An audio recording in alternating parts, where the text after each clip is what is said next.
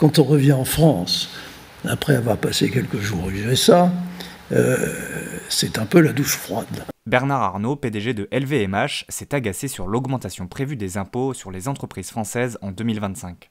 Le 20 janvier dernier, le milliardaire avait été aperçu aux États-Unis lors de la cérémonie d'investiture de Donald Trump. Quand on revient en France, après avoir passé quelques jours aux USA, c'est un peu la douche froide.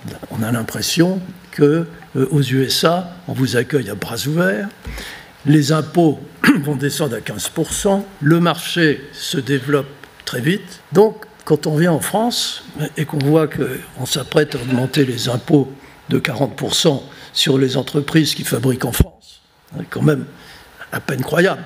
Donc, on va taxer le Made in France. Pour pousser à la délocalisation, c'est idéal. Interrogée à l'issue du Conseil des ministres, la porte-parole du gouvernement, Sophie Primas, a réagi.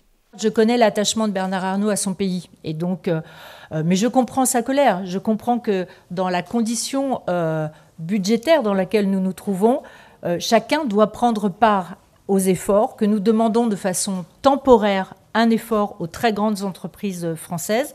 Nous savons les risques qui sont liés, car nous sommes un gouvernement qui est pro-entreprise et pro-attractivité de la France. Et donc nous allons poursuivre ce qui a été engagé sur la compétitivité de la France, sur les efforts vis-à-vis des entreprises pour les rendre plus compétitifs.